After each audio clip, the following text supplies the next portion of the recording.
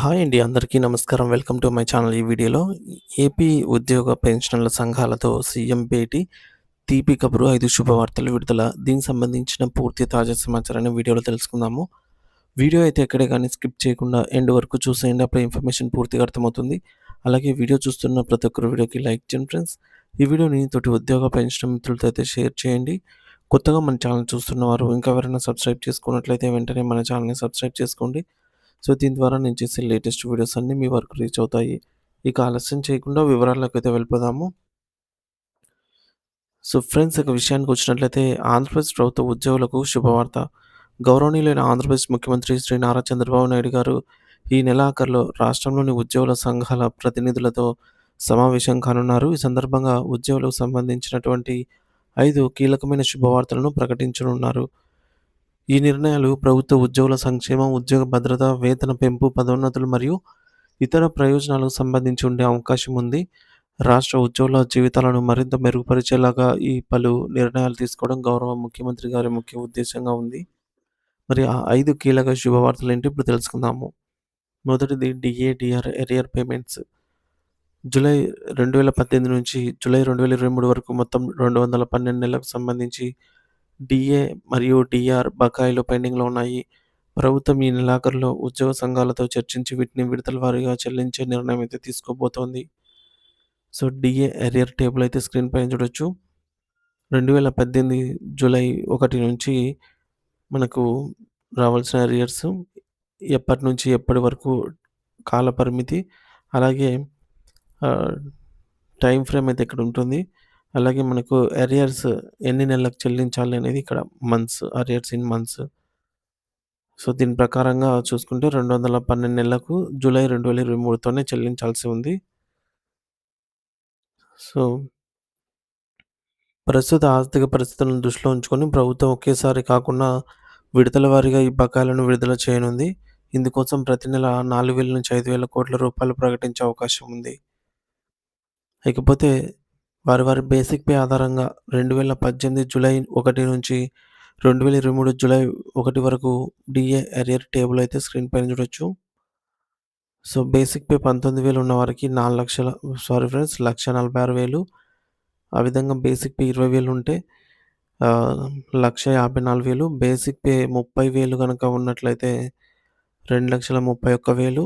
Basic pay 40,000గా ఉంటే 3,80,000 8,000. Basic pay 50,000గా ఉంటే 3,85,000. Basic pay 60,000గా ఉంటే 4,63,000. బేసిక్ పే 70,000గా ఉంటే 5,40,000. అలాగే బేసిక్ పే 80,000గా ఉన్నప్పుడు 6,17,000. బేసిక్ పే 90,000 ఉన్నప్పుడు 6,94,000. ఈ విధంగా బేసిక్ పే రూ. 1,00,000 ఉంటే 7,75,000 వరకు ఈ విధంగా అయితే ఉంటుందన్నమాట. వారి బేసిక్ పేని బట్టి రావాల్సిన డీఏ, డీఆర్ అరియర్ అమౌంట్ ఇది. సో, మరి అరియర్స్ చెల్లింపు విధానం. ప్రభుత్వం ఒకేసారి మొత్తం చెల్లించడం కాకుండా తక్కువ మొత్తాల్లో విడతల వారీగా చెల్లించనుంది. ఉద్యోగ సంఘాలతో చర్చించి తుది షెడ్యూల్ ప్రకటించనున్నారు. అలాగే 2024, 25 సంవత్సరాల్లో ప్రకటించాల్సినటువంటి ఇంకా 3 డీఏలు పెండింగ్‌లో ఉన్నాయి. సో, మనకు 2024 జూలై, 2025 జనవరి, 2025 జూలై మొత్తం 3 పెండింగ్‌లో ఉన్నాయన్నమాట. సో, వీటిని ప్రకటించాలి. కొత్తగా ఉన్న వాటిని కూడా ఈ బకాయిలలోనే కలుపుతారు. ప్రభుత్వం ఎన్నికల ప్రచారం సందర్భంలో ఇచ్చిన హామీల మేరకు బకాయిలని 5 సంవత్సరాల్లో పూర్తిగా చెల్లించేందుకు ప్రణాళిక సిద్ధం చేస్తోంది. ఇక డీఏ, డీఆర్ చెల్లింపుల తాజా సమాచారం. ప్రస్తుతం ప్రభుత్వ ఉద్యోగుల కోసం డీఏ మరియు డీఆర్ రూపంలో కోట్ల రూపాయల పైగా బకాయిలు కట్టాల్సిన పరిస్థితి ఉంది. అయితే వీటిని విడతల వారీగా చెల్లించే నిర్ణయం తీసుకోబోతోంది. కూటమి ప్రభుత్వం అధికారంలో ఉండే ఈ 5 సంవత్సరాల్లోనే మొత్తం బకాయిలు చెల్లించాలని లక్ష్యంగా పెట్టుకుంది. ఇక 12వ పీఆర్సీ రెండవ శుభవార్త. 12వ పీఆర్సీ అప్డేట్.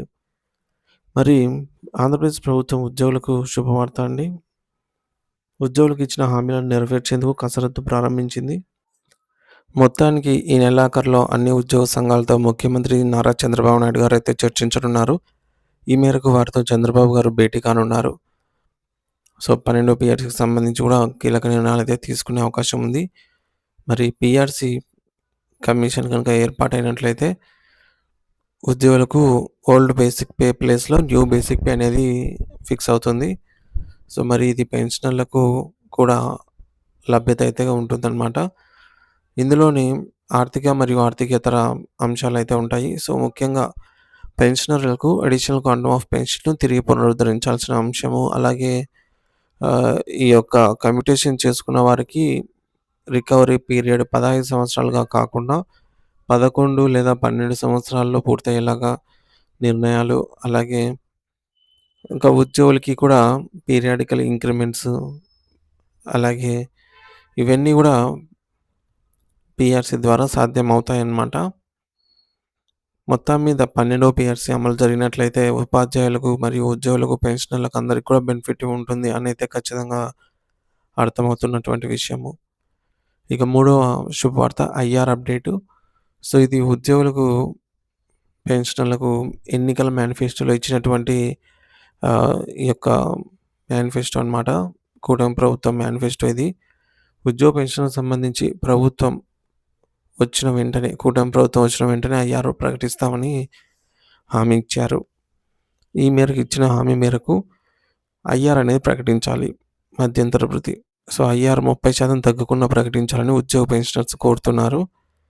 మరి ఈ నేపథ్యంలో 30% ఐఆర్‌తో చూసుకున్నట్లయితే 20,000 బేసిక్ పే ఉన్నవారికి 6,000, 30,000 బేసిక్ పే ఉన్నవారికి 9,000, అలాగే 40,000 బేసిక్ పే ఉన్నవారికి 12,000, 50,000 బేసిక్ పే ఉన్నవారికి 15,000, 60,000 బేసిక్ పే ఉన్నవారికి 18,000, 70,000 బేసిక్ పే ఉన్నవారికి 21,000, 80,000 బేసిక్ పే ఉన్నవారికి 24,000, 90,000 బేసిక్ పే ఉన్నవారికి 27,000, ₹1,00,000 బేసిక్ వారికి 30,000 ఈ విధంగా అయితే అదనంగా బేసిక్‌లో వారి పే స్కేల్‌ని బట్టి పెరగాల్సి ఉంటుందన్నమాట. ఇక నాలుగవ శుభవార్త పెండింగ్ బిల్స్ పేమెంట్. సో, మనకు పెండింగ్ బిల్స్ అంటే గుర్తొచ్చేది 11వ పీఆర్‌సీ బకాయిలు, అలాగే ఈహెచ్ఎస్ క్యాష్‌లెస్ ట్రీట్మెంట్ అందేలా చూడటము, 12వ పీఆర్‌సీ కమిషన్‌ను, అలాగే డీఏ, డీఆర్ బకాయిలు, ఐఆర్ కూటమి ప్రభుత్వం ఇచ్చిన హామీ మేరకు ఐఆర్ వెంటనే ప్రకటన చేయాలి. అలాగే రిటైర్మెంట్ బెనిఫిట్స్ వెంటనే చెల్లించాలి. రిటైర్ అయిన వారికి వితిన్ 1 మంత్‌లోనే వారి యొక్క బెనిఫిట్స్ అన్నీ అందేలాగా. అలాగే బహుళ సంఘాల్లో సభ్యత్వాలను ప్రభుత్వం రద్దు చేయాలి. ఎందుకంటే ఉద్యోగ సంఘాలనేవి విడిపోతున్నాయన్నమాట. ఎక్కడికక్కడ విడిపోయి ఒక తాటిపైకి రావటం లేదన్నమాట. అందువల్ల ఉద్యోగ పెన్షనర్స్ యొక్క గొంతు సరిగా వినిపించటం లేదు ప్రభుత్వానికి. సో, ఎందుకంటే డిఫరెంట్‌గా వెళ్ళిపోవడం వల్ల వారి నిర్ణయాలనేవి డిఫరెంట్‌గా ఉండవచ్చు. సో, కాబట్టి అందరి నిర్ణయాలు ఒకే తాటిపైకి తీసుకొచ్చే విధంగా బహుళ సంఘాల సభ్యత్వాన్ని ప్రభుత్వమే రద్దు చేసి, సో, ఎవరికి వాళ్ళు కొత్త సంఘం లేకుండా ఒకే సంఘంలాగా అందరిని ఒకే తాటిపైకి తీసుకొచ్చి వారి యొక్క ఏవైతే సమస్యలుంటాయో వాటిని స్ట్రెయిట్‌గా, సూటిగా ప్రభుత్వానికి తెలియజేసే విధంగా అయితే ఉండేలా చూడాలి. ఈ అవసరం ఎంతైనా ఉంది. ఎందుకంటే ఇప్పుడు చాలా ఇబ్బందుల్లో ఉన్న ఉద్యోగ పెన్షనర్స్‌కి ఎంతో అవసరమవుతుంది. ఇకపోతే హెచ్ఆర్ఏ పెంచాలి. ఇక ప్రభుత్వ హయాంలో నష్టపోయిన వారికి న్యాయం అయితే జరగాల్సి ఉంది. సో, పెన్షనర్స్‌కి, ఉద్యోగులకి మొత్తం అలాగే మహిళా ఉద్యోగులకి కూడా చైల్డ్ కేర్ లీవ్స్ ఎప్పుడైనా ఉపయోగించుకోవచ్చు అని చెప్పారు గానీ, ఇంకా జీవో రాలేదు. అలాగే ఈ యొక్క మహిళా ఉద్యోగులకి 180 రోజులు ప్రస్తుతం నడుస్తున్నటువంటి చైల్డ్ కేర్ లీవ్స్‌ని 2 ఇయర్స్‌కి, అంటే ఇదేమీ కొత్తగా అడిగేదేమి కాదు. కేంద్ర ప్రభుత్వం అమల్లో ఉన్నదే అన్నమాట. కేంద్ర ప్రభుత్వం ఆచరణలో ఉన్నటువంటి, ఎందుకంటే రాష్ట్రాలు కేంద్ర ప్రభుత్వం ఏది చేస్తే అది పాటించాల్సి ఉంటుంది కాబట్టి అందుకోసం. సో, 2 సంవత్సరాలకు ఈ యొక్క చైల్డ్ కేర్ లీవ్స్‌ను పెంచాలి. వాటిని కూడా ఎప్పుడైనా సర్వీస్‌లో వాడుకునేలాగా తీసుకురావాల్సిన అవసరం ఎంతైనా ఉంది. సో, ఇది వారికి న్యాయం జరిగినట్లుగా చూడాల్సిన బాధ్యత ప్రభుత్వం పైన ఉంది. ఇక కారుండ నియామకాలు, ఖాళీలు భర్తీ, రెగ్యులరైజేషన్ ప్రక్రియ. సో, ఖాళీలు భర్తీ ఏ శాఖలో మనం గతంలో చెప్పుకున్నట్టుగా వివిధ డిపార్ట్‌మెంట్‌లలో చాలా ఖాళీలు ఉన్నాయన్నమాట. ఆ పనులన్నీ కూడా వీరి మీదనే, ఎవరైతే ప్రెజెంటు అటెండ్‌లో ఉన్నారో వారి మీదనే పడి వర్క్ ప్రెషర్ ఎక్కువవుతుంది. సో, కాబట్టి నియమించాల్సినటువంటి స్థానాలు ఎన్నైతే ఉంటాయో వాటిని రిక్రూట్ చేసుకొని అలాగే కారుణ్య నియామకాలు. ఎవరికైతే కారుణ్య నియామకాలు రావాల్సి ఉంటుందో అంటే సర్వీసు ఎవరైతే ఎంప్లాయీ మరణించి ఉంటారో సో, వారి కుటుంబ సభ్యులకి లభించాల్సిన కారుణ్య నియామకాలు ఎటువంటి జాప్యం లేకుండా, వారికి ఇబ్బంది పెట్టకుండా సో, మనం ఈ మధ్య చూసాం కారుణ్య నియామకాలకు కొద్దిగా ఇబ్బందులైతే పడుతున్నారు.